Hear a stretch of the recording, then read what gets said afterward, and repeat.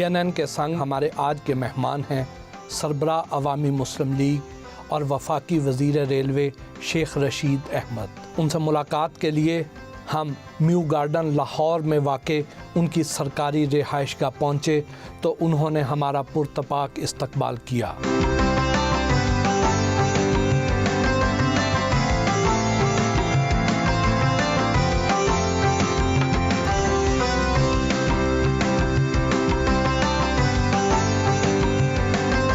शेख साहब कैसे हैं?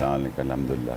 कोरोना के बाद नई ज़िंदगी की बहुत बहुत मुबारक। Thank you very much, thank you very much. शेख एक ज़ात है या कैफियत? बड़ा मुश्किल सवाल पहले ही कर दिया। कहते हैं कि शेख कौम है, ज़ात है, कैफियत तो शेखों पे कम ही नाज़िल होती है सिवाय पैसे गिनने के अलावा। आप कहते हैं कि जिस दिन सूरज मुझसे पहले तलू हो गया। आपने मेरी दिल की बात कही। खुदा ना करे कि सूरज मुझसे पहले तलू हो। मैं बहुत जल्दी सोता हूँ लेकिन बहुत जल्दी उठता हूँ, 5:15 बजे उठ जाता हूँ। तो आप कहते हैं कि मैं सियासत छोड़ दूंगा, तो इसकी खबर कौन रखेगा कि आज आप लेट हो गए हैं? मुझे खुद अपना पता है, सब लोगों को पता है, क्योंकि मैंने अपने नाश्ते के लिए एक आदमी स्पेशल रखा हुआ है, क्योंकि मुलाजम जल्दी नहीं उठते, मुलाजम रात फ़ोन पे लगे रहते हैं। आप बड़े रिलैक्स सियासतदान नज़र आते हैं, ज़िंदगी से भरपूर शख्सियत के मालिक हैं। आखिर इस इत्मीनान का राज क्या है? सबसे बड़ी खुशी इसलिए है कि शादी नहीं की मैंने, कोई बच्चा बीमार नहीं है, किसी को स्कूल छोड़ने नहीं जाना, कोई बेगम के सर पे पट्टी नहीं बंधी हुई, ये नहीं पूछती कितने बजे आओगे, कहाँ गए थे। Free, born free, free man. इतने मीठे लहजे में हंसते हंसते इतनी सख्त बातें कैसे कर लेते हैं? पता नहीं, दौरा पड़ता है। आजकल आप अपने मुखालफीन के बारे में बड़े सख्त रिमार्क्स दे रहे हैं, तो क्या गेम फाइनल राउंड में दाखिल हो गई है? नहीं, कोई इसी तरह गेम में चलती रहती हैं। ये कोई आज मुलाकातें नहीं कर रहे, ये मुशर्रफ से भी मिलते थे।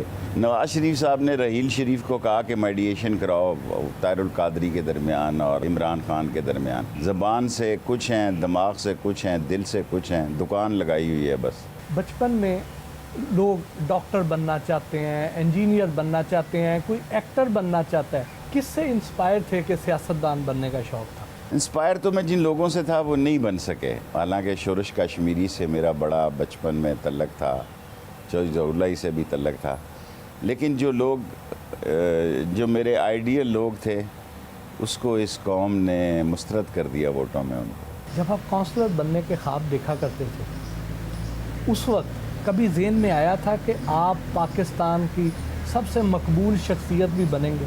मेरे जो टीचर थे वो कहा करते थे कि एक दिन तू बड़ा आदमी बनेगा। तो मुझे अल्लाह का शुक्र अदा करना चाहिए कि ज़िंदगी का जो मैंने सोचा था अल्लाह ने मुझे उसमें कामयाबी दी। हर शख्स को अल्लाह कामयाबी नहीं देता। और जब मैं काउंसलर नहीं बनता था, तो छोटा था ना, तो मैं अपने महल्ले के BD मेंबर की सपोर्ट करता था। घर में जाके उसको बताता था, उसकी बीवी को बताता था कि ये घर वोट नहीं दे रहा, ये दे रहा है। तो जिस दिन वो अकमल मेरा BD मेंबर बना तो मैंने समझा कि मैं जीत गया हूँ। लेकिन मैं उनके घर को बता देता था कि फ़लाना घर आपको वोट नहीं दे रहा, फ़लाना। मैं बच्चा था लेकिन मैं नज़र रखता था कि कौन वोट। इवन महल्ले में अगर किसी, उस हमारे ज़माने में मुर्गियाँ बकरी हम घरों में रखते थे, ये उस ज़माने में ये बुरा नहीं समझा जाता था इन्हीं घरों में। तो अगर किसी के महल्ले में बकरी बच्चा दे तो वो भी मैं अपनी माँ को आकर बताता था।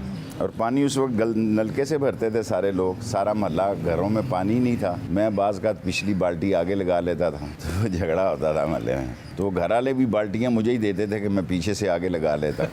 गोल्डन कॉलेज में जनरल कमर जावेद बाजवा आपसे जूनियर थे, उस दौर में उनके अंदाज़ो अतवार और स्टाइल कैसा था? अब क्या बताएं, गुर्बत का दौर था, हॉस्टल में रहते थे, BA कंपार्ट से पास की, तो नीचे उतर आते थे, नाश्ता मैं थड़े पे स्लीपर समेत करता था। बाजवा साहब तो मेरे बहुत देर बाद गार्डन कॉलेज में आए जी। ये इस वक्त इस्लामी जमीयत तलबा में थे, मैं MSF का सदर था, ईस्ट और वेस्ट पाकिस्तान का। फवाद हसन फवाद थे इनके साथ, फिर वो मुशाहिद का छोटा भाई होता जो PIA में, 3-4 ये लोगों का ग्रुप होता था। अभी उस दिन कह रहे थे गार्डन कॉलेज चलना है भाई, तो मैं कहा ठीक है जी। पाकिस्तानी सियासत में वो कौन से लोग हैं जिनकी गोल्डन कॉलेज के दौर से ही आपके साथ सियासी दोस्तियां या दुश्मनियां चली आ रही हैं? एक्चुअली तो मैंने सियासत पॉलीटेक्निक से की ना जी। पहले मैं पॉलीटेक्निक में गया, वहाँ का मैं नायब सेक्रेटरी जनरल बना, फिर नायब सदर बना। फिर 6 नवंबर 1968 को मैंने अयूब खान के ख़िलाफ़ तहरीक चलाई। पहला जुलूस ही मुझ पर गोली चली और हमारे एक नौजवान हमीद शहीद हो गया, पिंडी गेव वाला। پھر میں کورٹ مارشل ہو گیا میرا، مجھے مارشل لا کورٹ میں 1 سال قید ہو گئی بامشقت. تو پھر تو پولی ٹیکنک میں رہنا فضول تھا، مجھے پھر بلیک لسٹ کر دیا گیا. پھر میں گھر آیا، اس کے اگلے دن میں نے پھر جلوس نکالا، پھر گولی چل گئی کمیٹی چوک میں. امین اور 2 میرے محلے کے لڑکے. سو میں صبح 8 یا 9 نومبر کو 2 لاشیں اور محلے میں لے کے آیا، اور میری گلی میں ہی 5-6 لاشیں ہو گئی. تو اس طرح بس پھر میں نے دھوکے کے ساتھ گارڈن کالج میں داخلہ لے لیا. ایک محمود صاحب تھے، انہوں نے میرا کرا دیا. پھر کورٹ نے میرا داخلہ بحال رکھا. تو پھر میں نے گارڈن کالج سے گریجویشن کی. ماسٹر کی میں نے پریپریشن شاہپور جیل سے کی. 7 سال قید ہو گیا تھا، نہیں بہاولپور جیل سے کی. تو پھر میں نے ماسٹر بھی کیا. پھر میں نے لاہور سے LLB کیا. تعلیم میں نے پاکستانی ریکارڈ کے لیے ٹھیک کر لی. باہر میں نے دنیا کی ساری یونیورسٹیاں دیکھی، کولمبیا، ہارورڈ، ایسیکس. لیکن اس وقت میں نیو یارک میں قالینوں کی پھیری لگاتا تھا، قالین بیچتا تھا. تو پھر میں پڑھ نہیں سکا. شیخ صاحب کہتے ہیں کہ آپ یہ جو سیاسی پیشین گوئیاں کرتے ہیں، آپ کے پاس کوئی سیاسی موقع ہے؟